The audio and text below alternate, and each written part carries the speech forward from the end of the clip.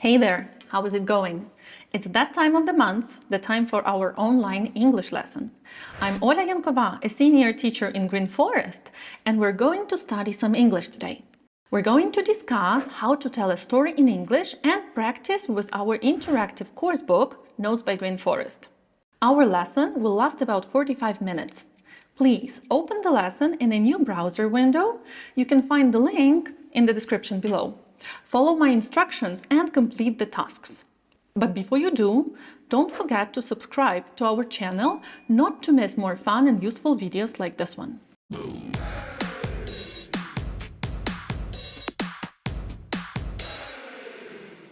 Our today's lesson is for students with B2 or higher level of English. We are going to talk about narrative tenses, the tenses that we use to organize a story. We will also check out the phrases that help us organize a story in a chronological order. Our lesson consists of a listening task, where you'll hear an example story, a listening comprehension task, and a few tasks that will help us figure out which tenses and phrases are used to organize a story, and a notes chart that will provide you with some useful phrases to become an expert storyteller. Then you'll have a chance to practice and check how much you have remembered. Make sure you are in a quiet room or have a set of headphones, and let's get started.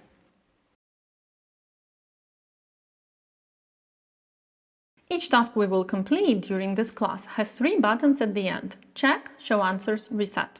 When you press check button, you will see if your answers are right or wrong. When you press show answers button, you will see the correct answers. Press it again and go back to your answers. When you press reset button, all your answers will disappear and you will be able to do the task once again. Now, ready, set, go. And now, task 1. In this task, we'll listen to the interview with a police officer. Listen attentively and figure out what type of crime the interview is about. The conversation is about 3.5 minutes long.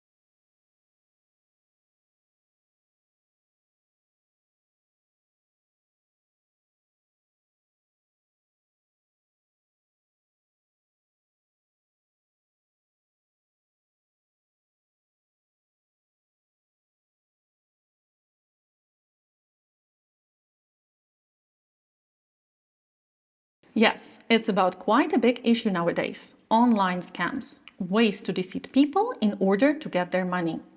Now we've got 10 statements about the interview. Look through them and decide whether they are true, false, or not given. Do not press check when you're done. Instead, listen to the interview again and see whether your answers are correct. Change them if it's necessary.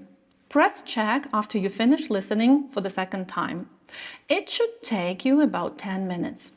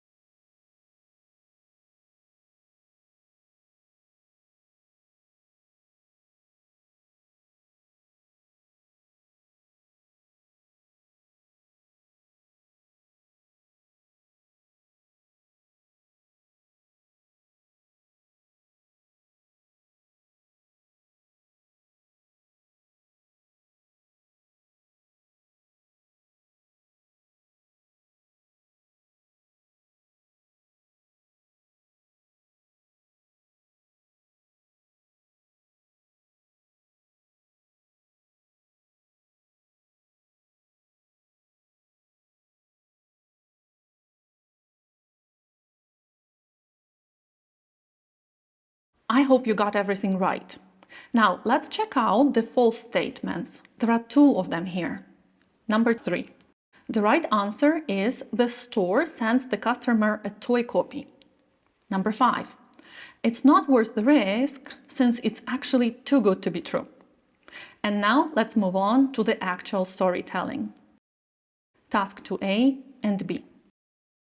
In this task, we have a few extracts from the interview. Some of the words and phrases are in the boxes.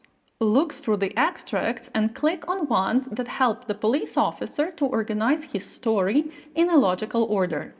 You have 5 minutes for the task. Press check once you're done.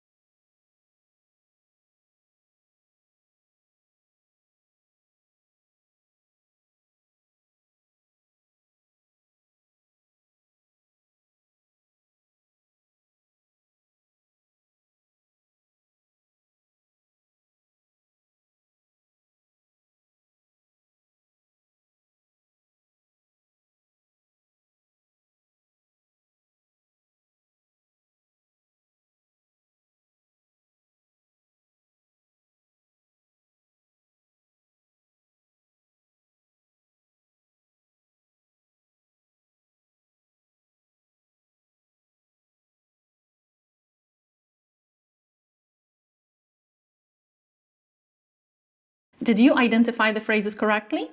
Great. Now let's keep working with the same extracts and find the answers to a few questions from task 2b. You've got 5 minutes before we discuss the answers together.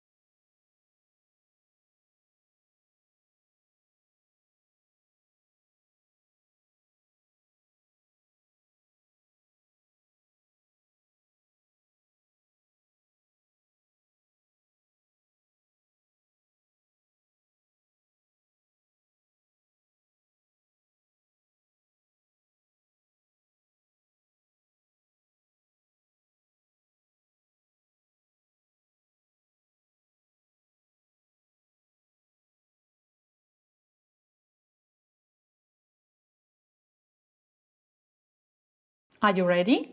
Number 1. The main tenses for narrating a story are past simple and present simple.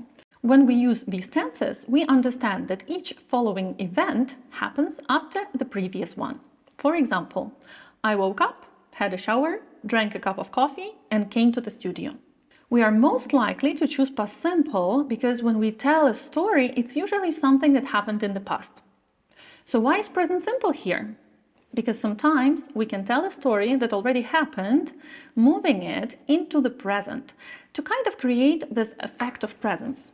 For example, so I go to my boss's office and tell him, "You can't treat us this way." He looks at me and says, "Watch me." This way, the listener basically observes what's happening as it's happening. Number 2.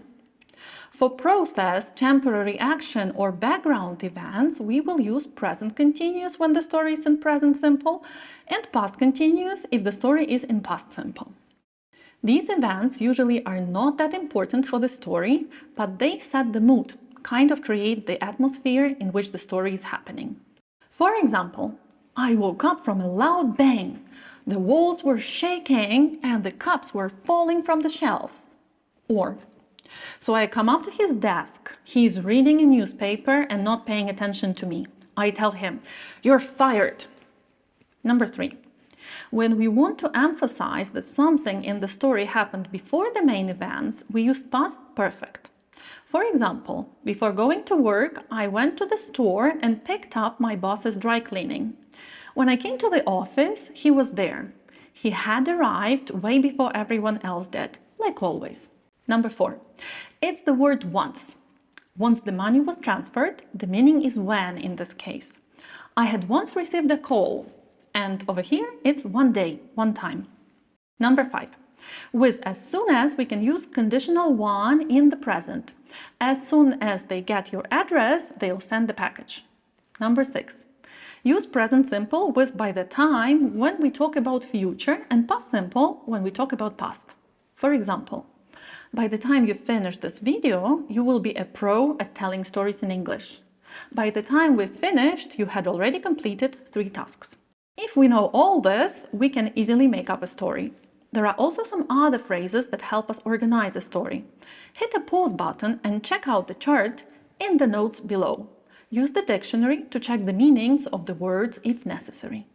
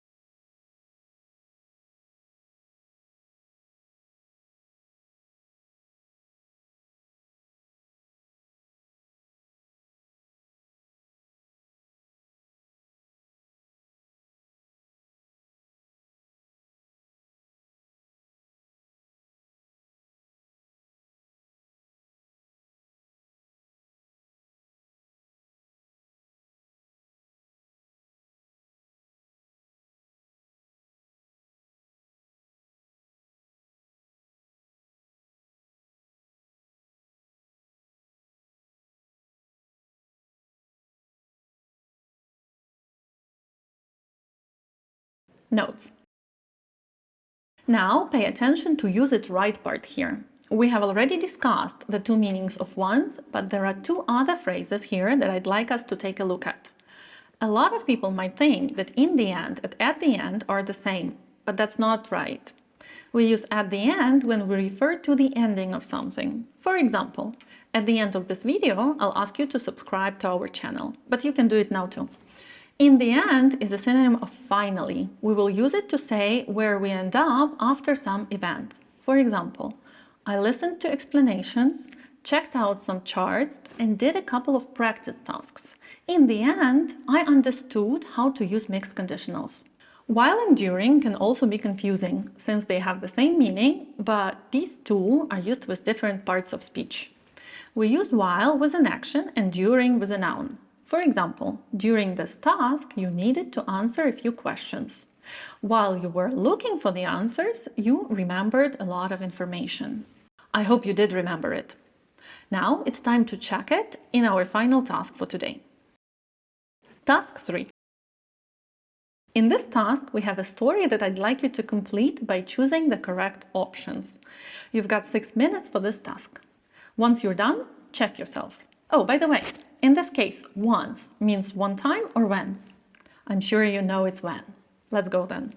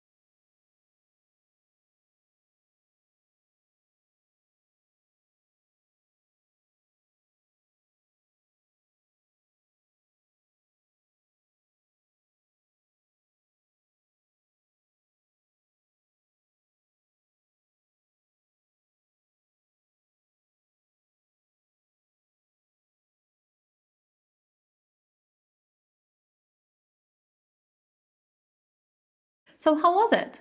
Did you get everything right? Let's look at number 6. Why did we choose when?